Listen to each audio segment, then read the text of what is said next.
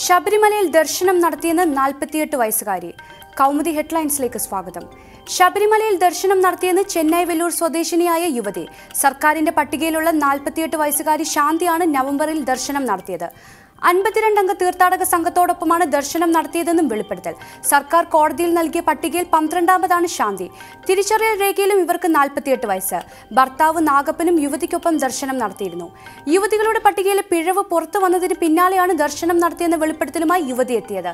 പട്ടികയിലെ ആശങ്കകൾ തിരുത്തി സമർപ്പിക്കാൻ ADGP അനിൽകാന്തിന് നിർദ്ദേശം നൽകി DGP. പ്രായം പരിശോധിച്ച് പട്ടിക വീണ്ടും നൽകണമെന്ന് നിർദ്ദേശം. യുവതികൾ ഓൺലൈൻ രജിസ്ട്രേഷനിൽ നൽകിയ തിരിച്ചറിയൽ രേഖകൾ പരിശോധിക്കും. നടപടി സുപ്രീം കോടതിയിൽ സമർപ്പിച്ച പട്ടികയിൽ നിരവധി തെറ്റുകളും അബദ്ധങ്ങളും കണ്ടെത്തിയ സാഹചര്യത്തിൽ സർക്കാർ സമർപ്പിച്ചത് ദേവസ്വം ബോർഡിന്റെ പട്ടികയല്ലെന്ന് Travancore Devaswom board president A. Padmakumar. പട്ടികയുടെ ഉത്തരവാദിത്തം ദേവസ്വം ബോർഡിനില്ല. ശബരിമലയിൽ യുവതികൾ കയറിയോ എന്ന് നോക്കാൻ ദേവസ്വം ബോർഡിന് സംവിധാനമില്ലെന്നും പ്രതികരണം. വിവാദത്തിൽ വിശദീകരണവുമായി മന്ത്രിമാർ. പട്ടികയിൽ സർക്കാരിന് ആശയക്കുഴപ്പമില്ലെന്ന് ദേവസ്വം മന്ത്രി കടകംപള്ളി സുരേന്ദ്രൻ. സർക്കാരിന്റെ കയ്യിലുള്ള രേഖകൾ പ്രകാരമുള്ള പട്ടികയാണ് നൽകിയതെന്ന് വ്യവസായ മന്ത്രി EP ജയരാജൻ. VS-നെ തിരുത്തി കോടിയേരി. ആലപ്പാട് കരിമണൽ ഖനനത്തിന് VS-ന്റെ നിലപാട് തിരുത്തി CPM സംസ്ഥാന സെക്രട്ടറി കോടിയേരി ബാലകൃഷ്ണൻ. VS അച്യുതാനന്ദൻ പ്രസ്താവന നടത്തിയത് കാര്യങ്ങൾ മനസ്സിലാക്കാതെ. ആലപ്പാട് വിഷയത്തെക്കുറിച്ചുള്ള നിലപാട് VS തിരുത്തണം. ഖനനം നിർത്തിവെച്ച് പ്രശ്നം പരിഹരിക്കാൻ സാധിക്കില്ല. ഖനനം നിർത്തിയാൽ അത് വ്യവസായ സ്ഥാപനങ്ങളെ പ്രതിസന്ധിയിലാക്കും. ന്യായമായ ഏത് പ്രശ്നത്തിലും സർക്കാർ അനുകൂല നിലപാടാണ് സ്വീകരിക്കുന്നതെന്ന് പറഞ്ഞ കോടിയേരി പരിസ്ഥിതിയെ സംരക്ഷിച്ചുകൊണ്ടുള്ള വ്യവസായമാണ് സർക്കാരിന് താൽപര്യമെന്നും വ്യക്തമാക്കി.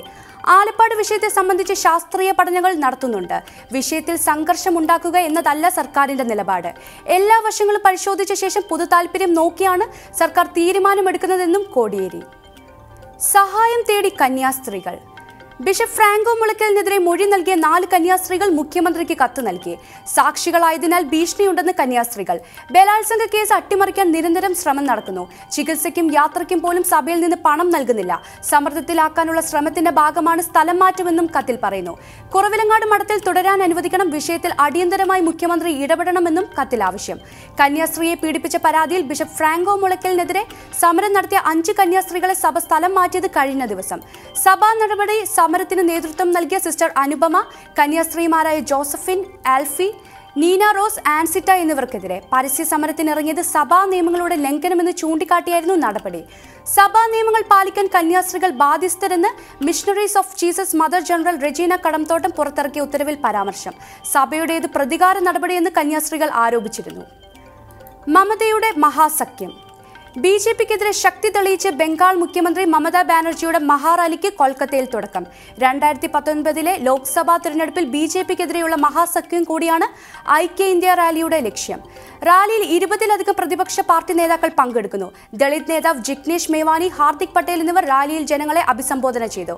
കൊൽക്കത്തയിലെ ബ്രിഗേഡ് പരേഡ് ഗ്രൗണ്ടിൽ പ്രതിപക്ഷ നേതാക്കൾ ഒത്തുകൂടിയതോടെ മോദി വിരുദ്ധ കൂട്ടായ്മയ്ക്ക് കൂടുതൽ കരുത്തു തെളിയുന്നു. കോൺഗ്രസിന്റെ മഹാസഖ്യത്തെക്കാൾ വലുതാകുമോ മമതയുടെ സഖ്യമെന്നാണ് രാഷ്ട്രീയ നിരീക്ഷകർ ഒത്തുനോക്കുന്നത്. റാലിക്ക് പിന്തുണ അറിയിച്ച് കോൺഗ്രസ് അധ്യക്ഷൻ രാഹുൽ ഗാന്ധി മമതാ ബാനർജിക്ക് കത്തയച്ചിരുന്നു. BSP നേതാവ് മായാവതി റാലിയിൽ നിന്ന് വിട്ടുനിന്നു. കർണാടക, ആന്ധ്ര, ഡൽഹി മുഖ്യമന്ത്രിമാരും റാലിയിൽ സാന്നിധ്യം അറിയിച്ചിട്ടുണ്ട്. SP നേതാവ് അഖിലേഷ് യാദവ്, തേജസ്വി യാദവ്, NCP-യിൽ നിന്ന് ശരത് പവാർ, JDS നേതാവ് HD ദേവഗൌഡ, DMK-യിൽ നിന്ന് MK സ്റ്റാലിൻ തുടങ്ങിയവരും റാലിയിൽ പങ്കെടുക്കുന്നു. കൗമുദി ഹെഡ്ലൈൻ സമാപിക്കുന്നു. അടുത്ത വാർത്തകളുമായി 1 മണിക്കൂറിന് ശേഷം അശ്വതി ചേരും. നമസ്കാരം.